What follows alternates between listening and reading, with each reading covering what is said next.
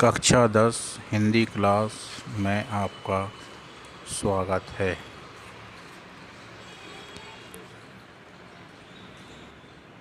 बच्चों, आज हम बिहारी जी के नीति के दोहे का तीसरा दोहा पढ़ेंगे। नल की अरु नल नीर की गति एकई कर जोड़, जैते नीचे हुए चले तैते ऊंचे होई। देखिए, नर नर माने होता है मनुष्य, अरु माने और, नल नीर का मतलब होता है नल में आने वाला जल। नीर माने होता है जल, ठीक है, नल को जल, ठीक है। गति माने होता है स्थिति। एकई कर जोड़ का मतलब है एक ही समान होती है। बच्चों, जैसा कि हमने अभी आपको बताया, नर की अरु नल नीर की गति एकय करि जोड़, जेते जेतौ नीचे हुए चले तेतौ ऊंचो होई।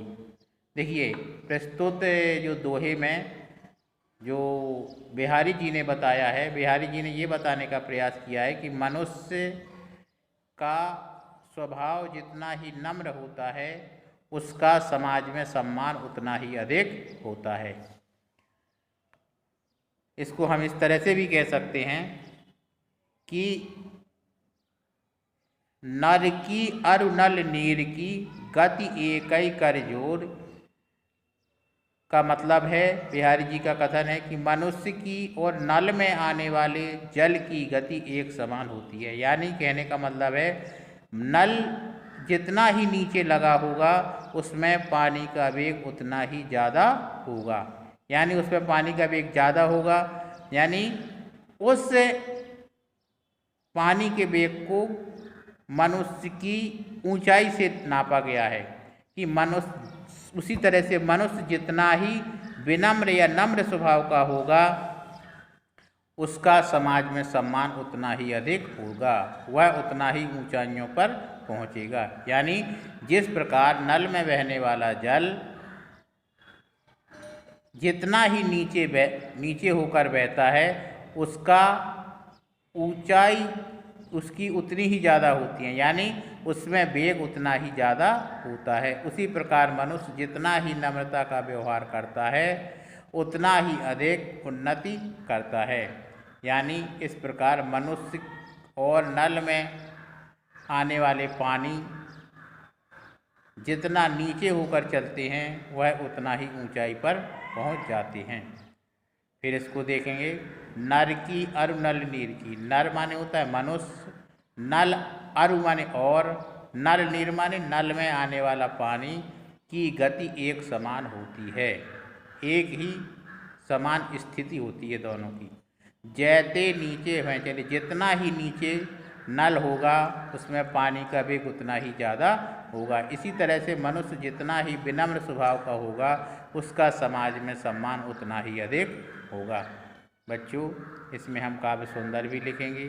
काव्य सौंदर्य में हम लिख देंगे, मनुष्य नम्रता से उन्नति करता है।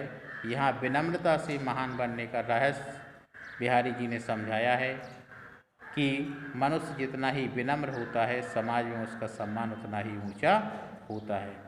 बच्चों, लेखक ने इस दोहे में ब्रज भाषा का प्रयोग किया है। शांत रस के साथ इसमें दोनों की तुलना की है। उपमा अलंकार के साथ साथ विरोधाभास भी दिखाई देता है। अब बच्चों, चौथा दोहा पढ़ेंगे। बढ़त बढ़त संपत्ति सलिल, मन सरोज बढ़ जाई, घटत घटत सु ना फी घटे, वर समूल कुमलाए।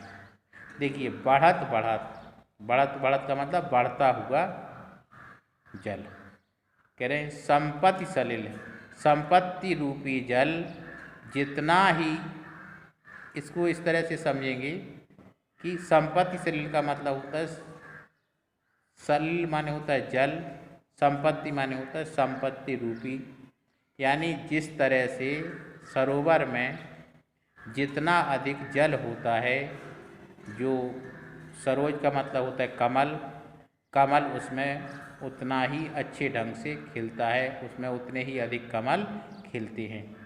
अगर सरोवर में जल नहीं है तो उस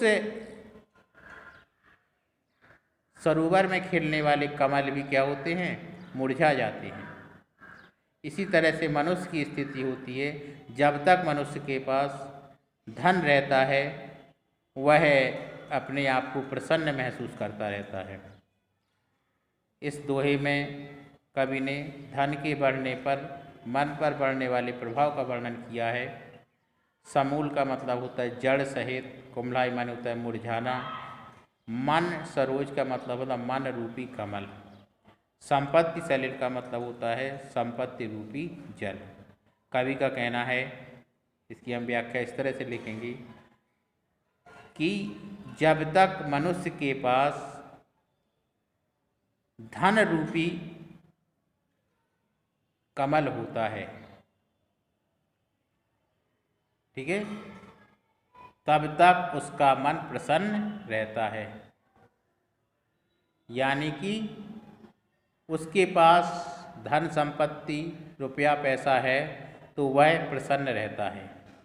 उसका मन रूपी कमल, यानी तुलना की है मन की कमल के साथ, मन उसका प्रसन्न चित्त रहता है। उसी तरह से जैसे सरोवर में जल होने पर वह कमल अपने आप को आनंदित महसूस करता है, प्रसन्न चित्त महसूस करता है, खिला खिला रहता है। किंतु जैसे ही सरोवर में जल घटता है वह कमल का पुष्प भी उस जल के साथ ही अपने आप को मुरझा लेता है, अपने आप को नष्ट कर लेता है। यानी जैसे ही सरोवर में जल नष्ट समाप्त हो जाता है वह कमल का पुष्प भी मुरझा जाता है।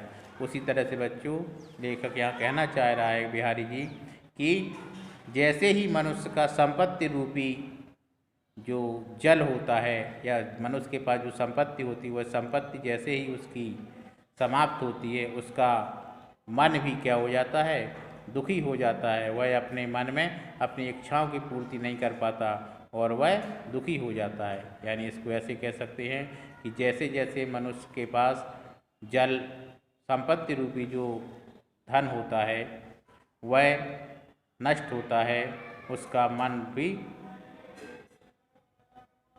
दुखमय हो जाता है, उसकी मन की इच्छाएं भी घट जाती हैं। यानी इसको कह सकते हैं कि धन रूपी जल के बढ़ जाने के साथ साथ मन रूपी कमल भी बढ़ता चला जाता है, किंतु धन रूपी जल घटने के साथ साथ मन रूपी कमल नहीं घटता, और फिर समूल नष्ट ही हो जाता है। अर्थात धन के बढ़ जाने पर मन की इच्छाएं भी बढ़ जाती हैं और धन के घट जाने पर मन की इच्छाएं भी नहीं घटती। परिणाम यह होता है कि मनुष्य इस चीज़ को सह नहीं पाता और अंततः दुख से भरे हुए एक ऐसे मनुष्य की स्थिति में हो जाता है जो उसके लिए बहुत ही दुखदायी होता है। इसमें बच्चों हम काव्य सौंदर्य लिखेंगे। जिस तरह से तालाब में कमल होते हैं और तालाब में पानी बढ़ता है तो कमल की नाल भी बढ़ती चली जाती है। जब पानी समाप्त होता है तो बढ़ी हुई नाल छोटी नहीं हो पाती और पानी के समाप्त होने पर वह स्वयं ही सूख जाती है और नष्ट हो जाती है।